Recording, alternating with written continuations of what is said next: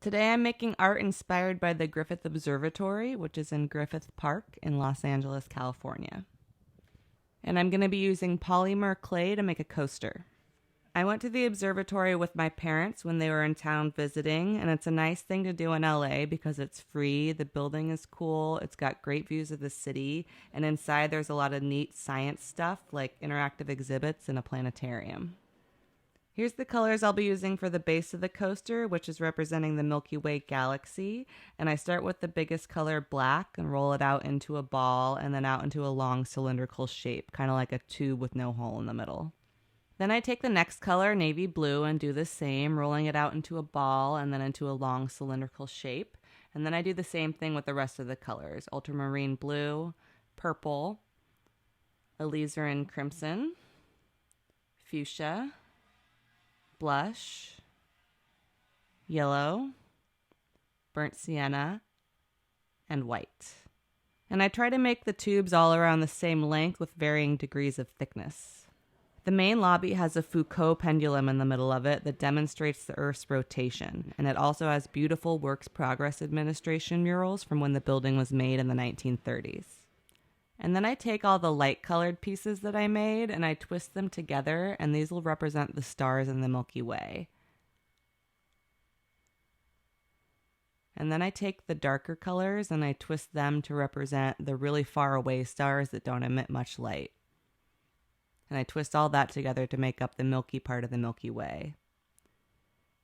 And then I take the black, the dark part of the universe, and I twist the star colors around that. And then I smush it all up into a ball.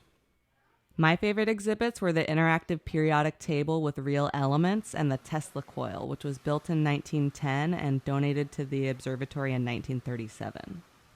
So now I've rolled all the clay up into a ball, then I take this little rolling pin and flatten it out. And then I smush it up and tear it apart a bit to create some texture.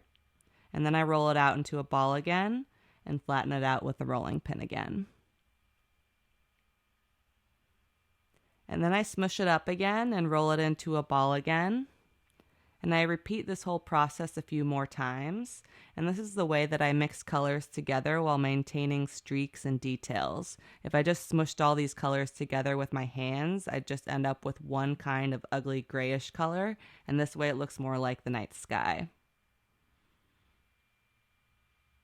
And I tear it apart sometimes because I want this look of space particles and dust. And if it's just streaks of color, it can be kind of liquid looking. And so if I make these tears, it adds a bit of a star texture to it. Once I'm happy with the color and how well it's mixed, I roll it out into the shape of a coaster. And then I smooth out any sort of bumps or irregularities using my fingers.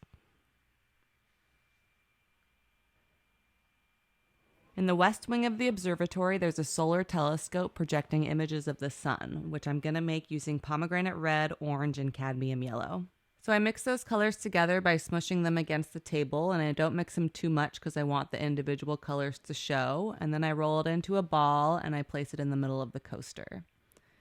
And then I flatten it down with a rolling pin, being careful to maintain the circular shape.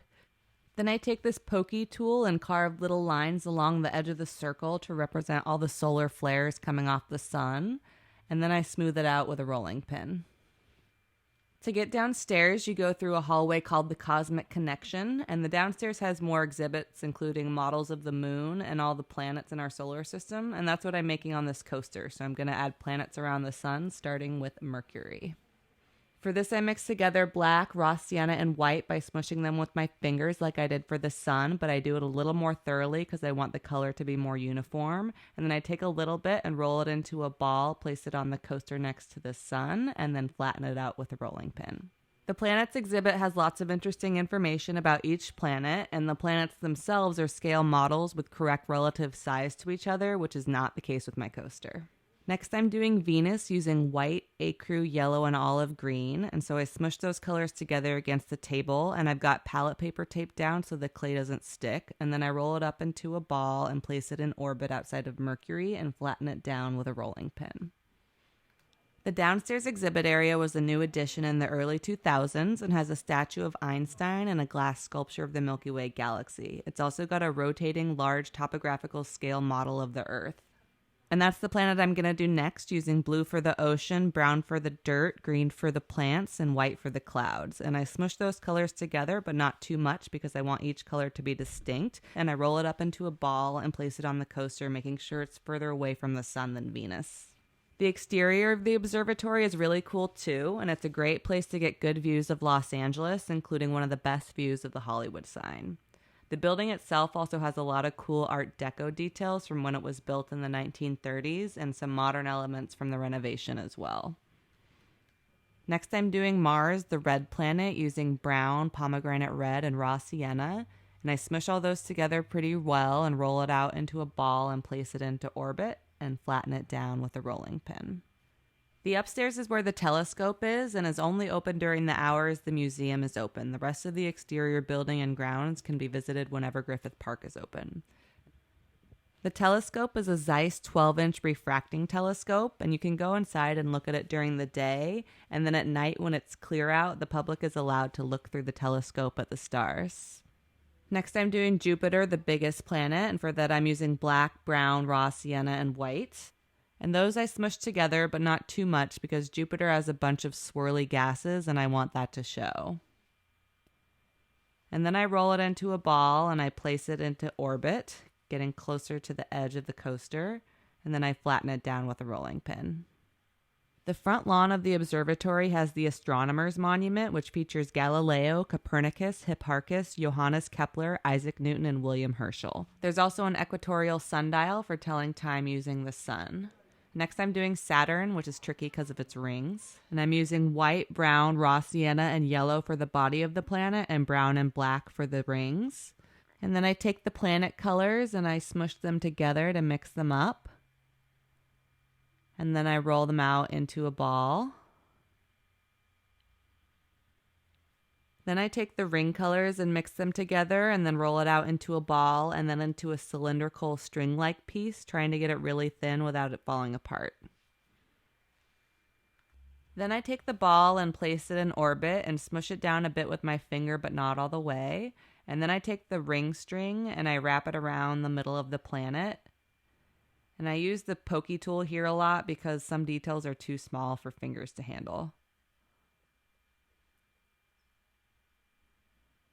And then I flatten it all out with a rolling pin, which was really difficult to do without messing up the ring. So I had to smooth it out with the pokey tool, which I'm sure has a real name that's not pokey tool. That's just what I'm calling it. And then I patch it up using the leftover ring string from before, kind of using that as paint and the pokey tool as a paintbrush, similar to what I was doing with the solar flares at the edge of the sun.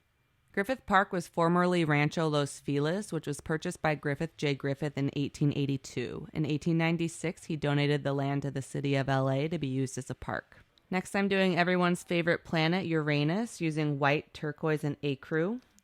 And again, I mix the colors up by smushing them together, and then I add a little bit more turquoise to make it a bit more teal colored, and then I roll that up into a ball and place it out past Saturn.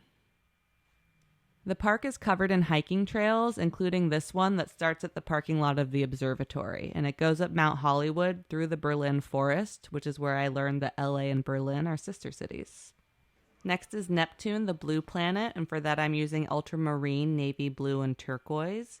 And then I mix those up, and then that piece of clay is a little too big, so I take a bit off and roll it up into a ball and place it down on the coaster and flatten it out carefully with the rolling pin. Griffith J. Griffith tried to donate the funds for the observatory in 1912, but he had shot his wife in the head in 1903 and ruined his reputation, so the money wasn't accepted. He left the money and instructions in his will, though, and after he died, the observatory got made. And then I'm including Pluto, even though it's just a dwarf planet, and I'm using ecru, white, brown, and black. And then one last time, I mix all those colors together pretty well. And then I add a little bit of more of certain colors as I go to get the tone that I want. And I even add a little bit of blush, which I didn't have before. And then I take a little piece off of it because it is a dwarf planet and place it way at the edge of the coaster and flatten it down. And you don't even have to go all the way up the Mount Hollywood hiking trail to get to a really great spot where you see the city and the observatory and the Hollywood sign all at once. And then I do some finishing touches, flattening it out a bit now that all the pieces are on and making sure everything's securely on there. And then I take a knife and run it along the edges so they don't just taper off. And then I smooth it all out with my finger. And then I flip it over and sign it by carving my initials in the back with a knife. And here's a time lapse of the entire coaster making process from start to finish, adding all the little planets on. And there's the final finished solar system coaster, which I just put in the oven to harden. Thank you for watching.